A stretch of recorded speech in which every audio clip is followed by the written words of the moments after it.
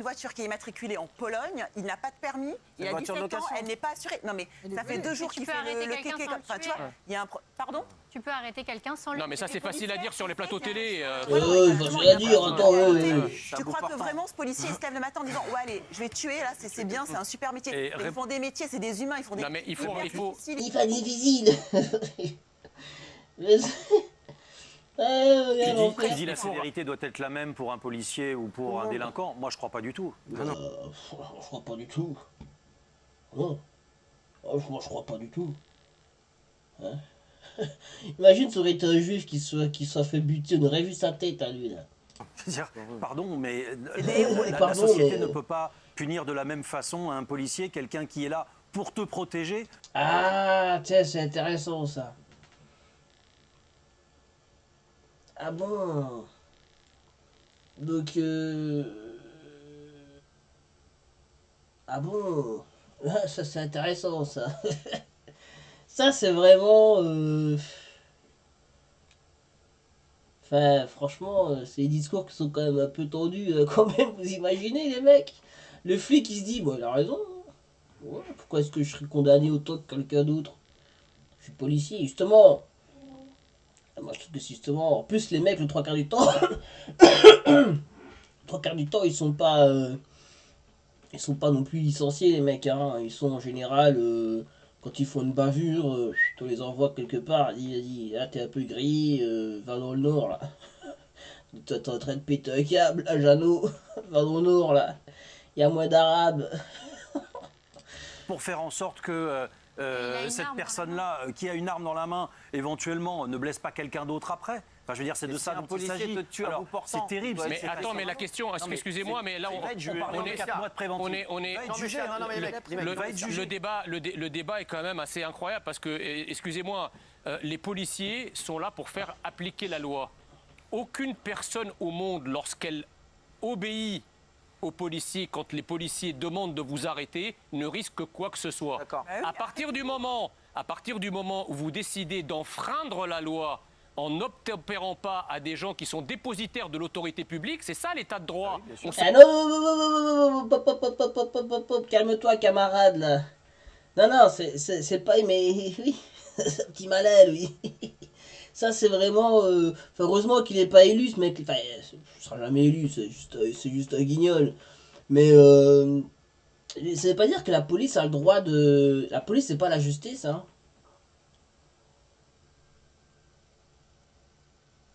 Hein. Ça veut pas dire que parce que tu referais la loi, c'est la police qui donne le jugement, en fait. Parce qu'avec ce type de raisonnement, les flics peuvent buter tout le monde, en fait. T'en ferais la loi, bim. T'en ferais la loi, t'es censé...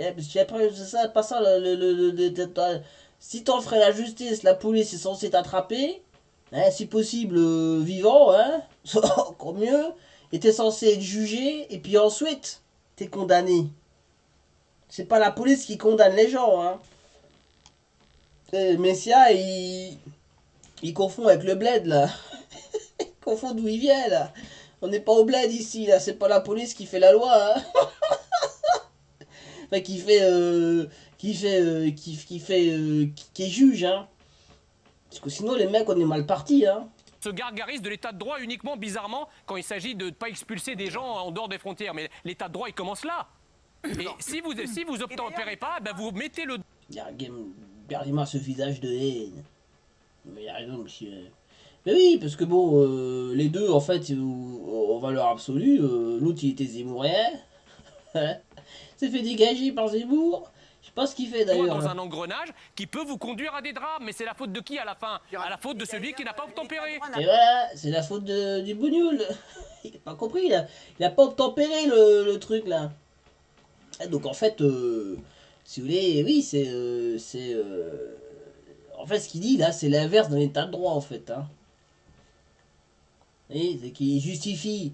Je suis pas en train de dire que le mec, il était innocent. Mais c'est pas à la police si vous voulez, d'être juge. Et quoi, la sanction, c'est la mort en fait. On t'en ferait la loi, la sanction, c'est la mort.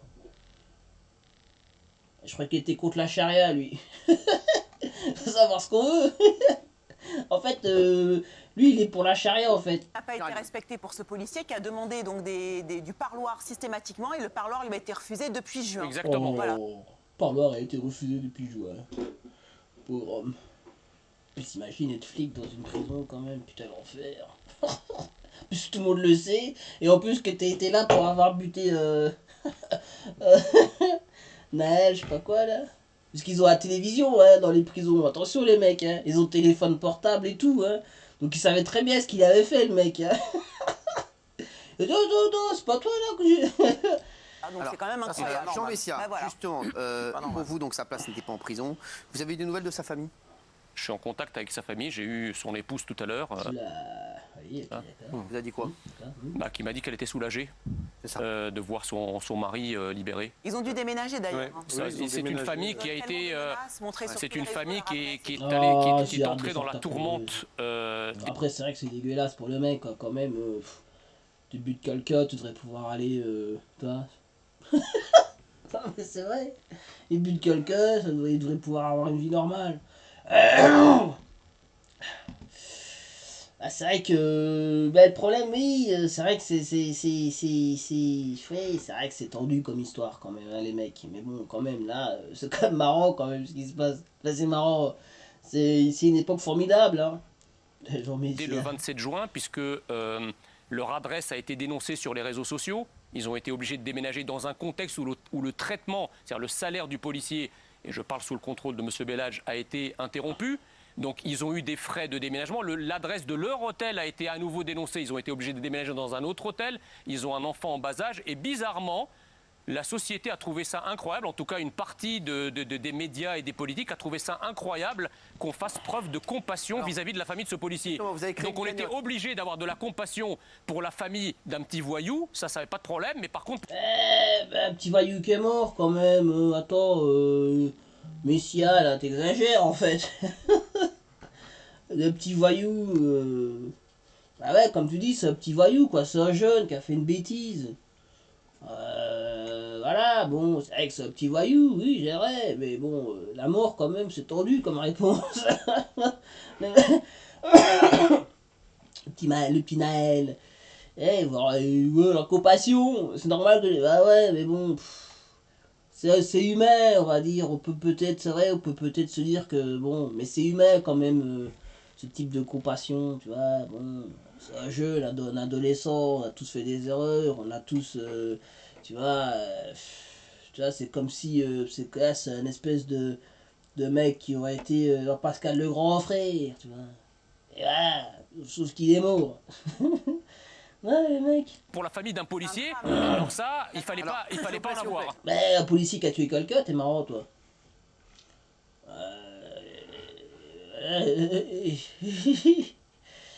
Bon, après, je dis pas qu'il a fait exprès, je dis pas... Enfin, si, c'est compliqué comme histoire. Je laisse la justice s'occuper du truc, mais... Vous avez créé une cagnotte, Jean Messia? Oui. Pour le policier. Pourquoi vous êtes mêlé de cette affaire? Oui. Parce que... J'ai trouvé ça incroyable que effectivement on mette la famille d'un policier dans une situation pareille. J'ai estimé que l'État, en tout cas l'administration, au nom de laquelle il est intervenu dans la rue, ne le protégeait pas assez, ne protégeait pas assez sa famille. Et je suis comme des millions de Français, j'ai été scandalisé par le traitement de ce policier. Il y a eu combien sur la cagnotte? 1 632 000 euros. Ah ouais. Ah ouais. Quand même. Pour 87 000 donateurs. Alors, et qui a touché l'argent? Bah, sa femme. Ça y est, c'est bon? Oui. Ah ouais. Je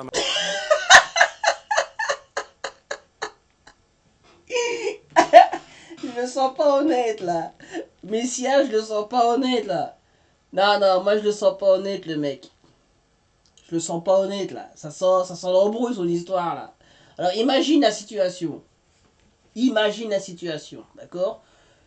Le flic va au Toul. La femme... La femme garde le bébé et elle se barre avec les thunes. Putain, t'imagines? Et les mecs, arrêtez de jouer au loto, butez un arabe, vous deviendrez millionnaire en France.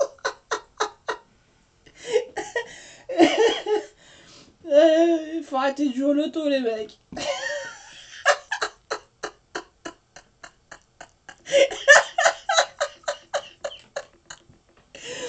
Putain d'arabe, et fait une cagnotte.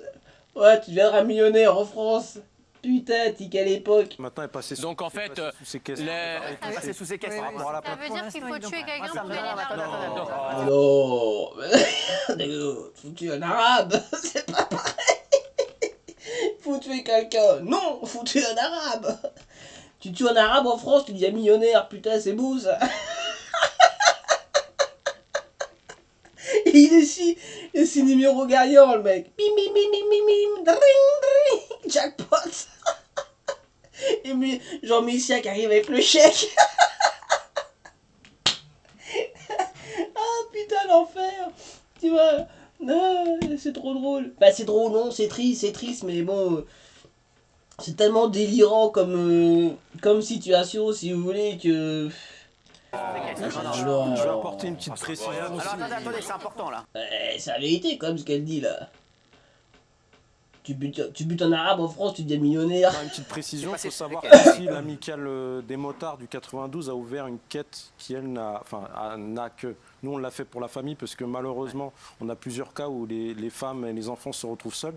On a récolté, l'amicale des motards des Hauts-de-Seine a récolté 85 000 € Là, pour qui, eux, sont... La famille peut les utiliser. D'accord, mais et l'autre, le million, il est sous séquestre. Non, il est Le million là... Non, il est pas séquestré. il est pas sous séquestre, c'est-à-dire que comme il y a une procédure, la famille préfère pour l'instant ne pas y toucher. Mais ils l'ont touché. Ils l'ont touché. Ouais. Vous êtes convoqué par la police. Pourquoi? Alors,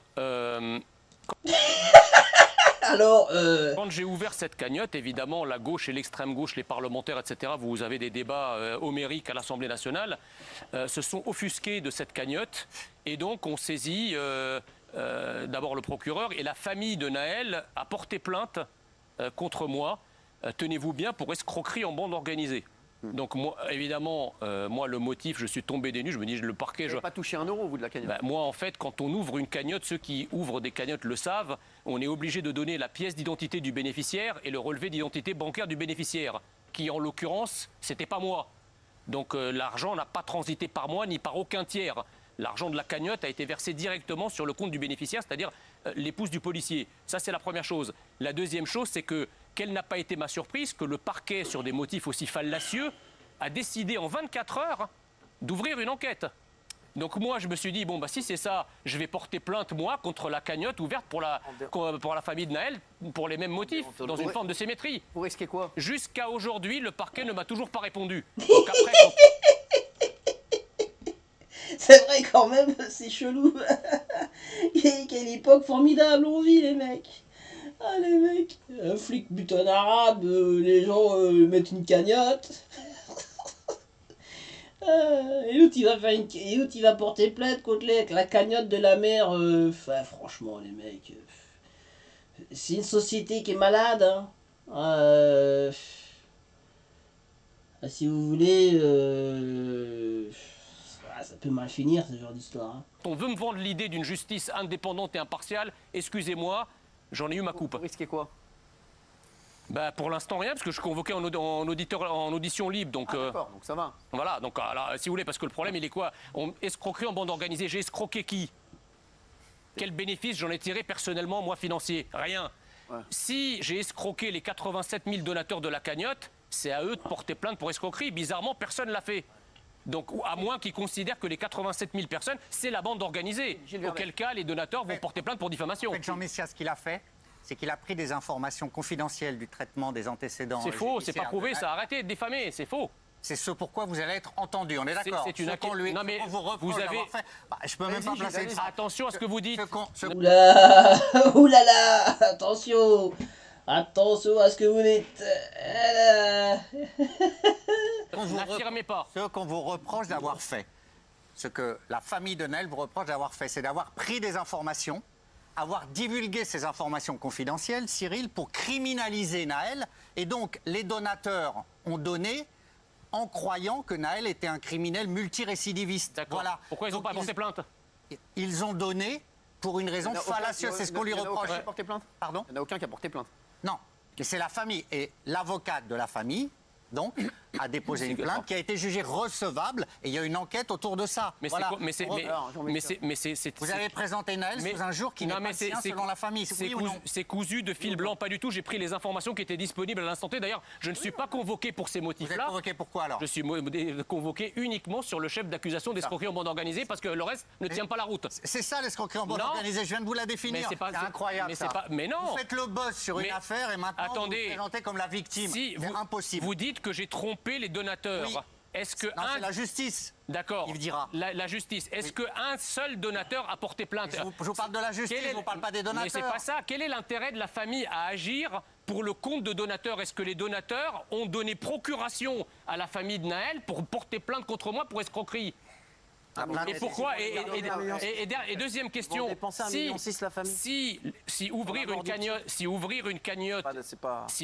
cagnotte vous vaut d'être accusé d'escroquerie en bande organisée, moi j'ai porté plainte contre la famille de Naël pour escroquerie en bande organisée. Pourquoi le parquet ne m'a toujours pas répondu? Parce que votre plainte elle est bidon alors que la leur elle est recevable. Elle n'est pas recevable, elle est recevable politiquement. Voilà la vérité.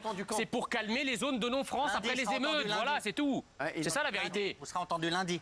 Je serai entendu lundi, ouais. Vous viendrez nous raconter si vous voulez bien. Ah oui. Pour moi, c'est une convocation politique parce que, et même l'acceptation de la plainte par le parquet, à l'époque, on était encore dans les émeutes, le parquet, probablement sous l'influence de journalistes gaucho-progressistes dont vous êtes, d'accord, il a décidé effectivement d'envoyer un signal aux zones de non-France pour les calmer parce que c'est politique, c'est tout. Merci, ça n'a rien d'autre. Jean-Michel, vous nous direz lundi, d'accord? Je vous dirai lundi. Après. Merci Reda Bella. Et tout de suite, c'est